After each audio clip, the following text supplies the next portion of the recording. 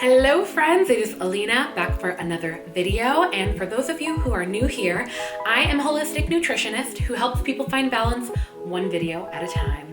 And in this video, we are doing my immune boosters grocery haul. So let's go ahead and get started.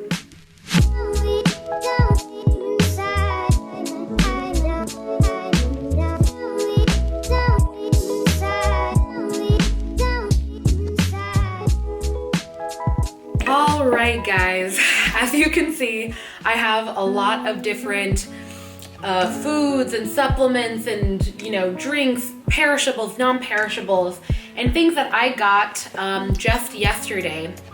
Because as you guys know, there is a sickness going on right now. I'm not going to be saying the key word that it is, but I'm sure you guys know.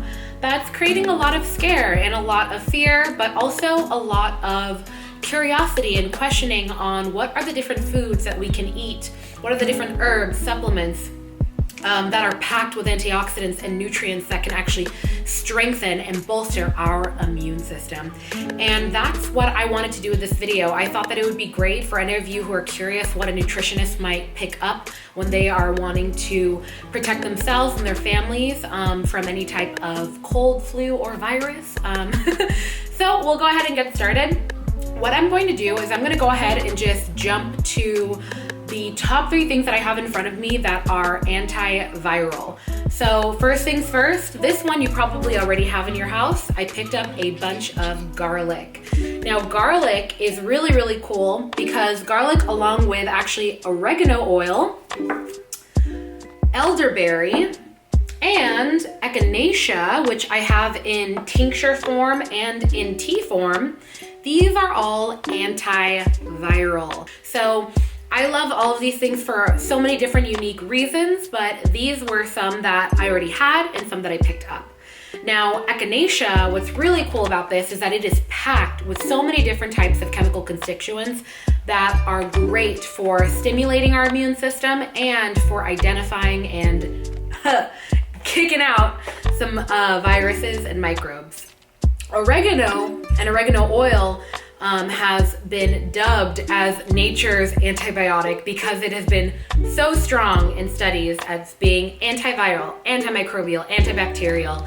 And specifically, there's been a few studies seeing that it can actually break through the biofilm of some of these viruses and bacteria that some antibiotics can't even do. So I want to kind of stop here. I feel like this video is going to be all one take, kind of. But I want to remind you guys what was in the intro, and I want to reiterate that all of these things here are great to support your immune system. Nutrition is a great foundational approach to making sure that your body is strong and ready to fight off and prevent getting anything. But it's also really important to use this information as a reference and take this to your own personal healthcare practitioner.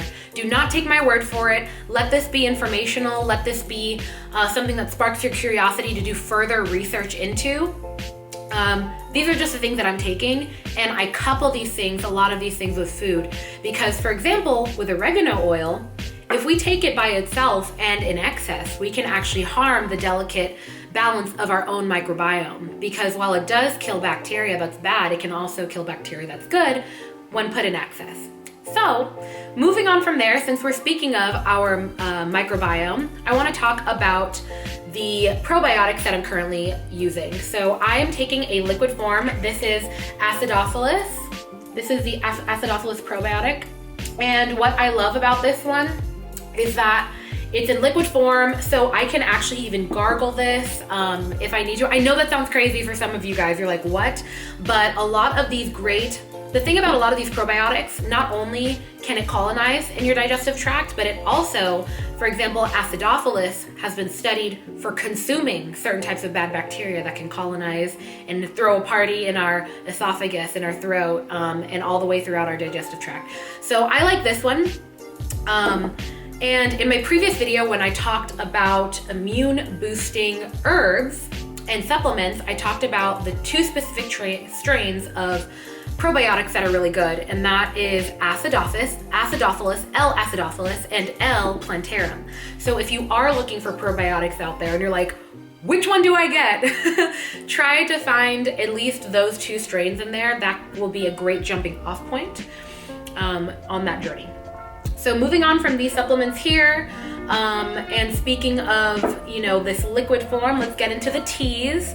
So I have echinacea here. Having it in tea form is really good because when you have it in a pill form, well, it goes straight to the stomach.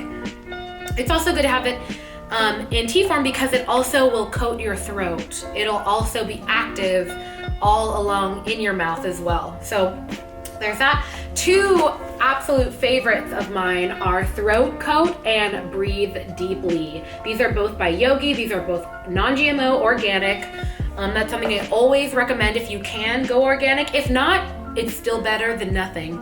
But I always recommend going organic because when you have a condensed amount of a plant, that also more than likely means that you have a condensed amount of residual pesticides that might be in it.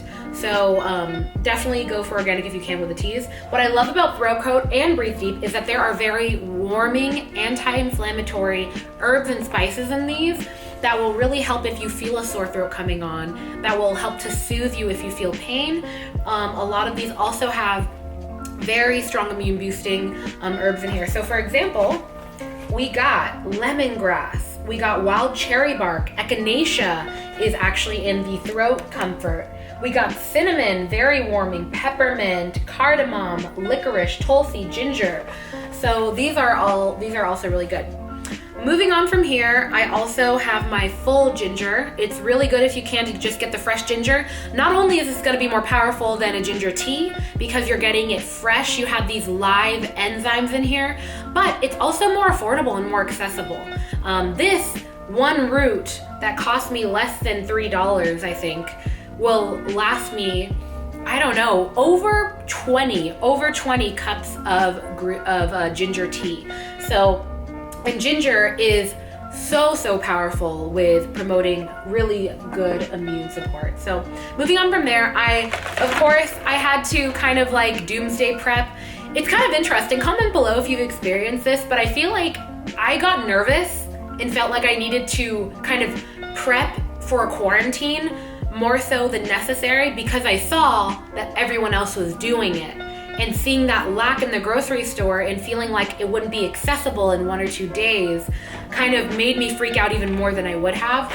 So it's kind of started this ripple effect, but I made sure to get non-perishables. So for example, I have Pau pasta. This is made from red lentils and it's very high in protein if you're vegan. This is really also good if you have celiac disease, if you're sensitive to gluten, but you also want to pack up on these grains, these pastas, these non-perishables for pasta or soup. I also got organic extra wide egg noodles for my soup. Some more veggie pasta. I also got a bunch of broth. I got some mushroom broth and miso broth. Miso is fermented soybean, and this fermented soybean soup is really good because you're also getting more probiotics in there. And then I also have canned beans, canned soup, things like that. And that's kind of it. I wanted to do this haul because I wanted to kind of like not just tell you should get this and you should get that, but I want to also show you what I actually get in tea form, in tincture form, in liquid form, like the elderberry syrup and the probiotics. But yeah, a notable mention that's not in here is that specifically, what was it that I wanted to add that is not in here? Oh, when it comes to probiotics. So you can get this form, you can get also pill form, but there's also fermented foods. So that's kimchi, that's sauerkraut. There's a handful out there to look into. Specifically looking at bioindividuality, if you can find a form of fermented food that your ancestors ate or your grandparents ate, like I have a friend whose grandparents ate plenty of sauerkraut, oftentimes, funny enough, your body will digest that a lot better. There's certain fermented foods that our bodies do not respond to well, so definitely play it by ear. Also, when you want to promote good gut bacteria and a good balance, because around 80% of our immune function is dependent on our gut balance and the health of it. Another good way to promote that is by eating prebiotics. So prebiotics are normal food that have certain fibers in them that our body actually cannot break down and absorb, but our good bacteria does break down and absorb, and it does help to feed that bacteria. That way they can thrive and create more colonies to defend your body from all of the unwanted pathogens and bacteria trying to like get in there. So I hope that this video helped, and if it did, please leave a comment down below. I kind of just wanted to like do a really casual haul of everything. And yeah, that's basically it. Follow me on Instagram at HeyAlenaAlive. Share this video with someone you care for, who wants to kind of see like real life what a nutritionist went to pick up at the grocery store. And I will see you in the next one. All right, bye guys.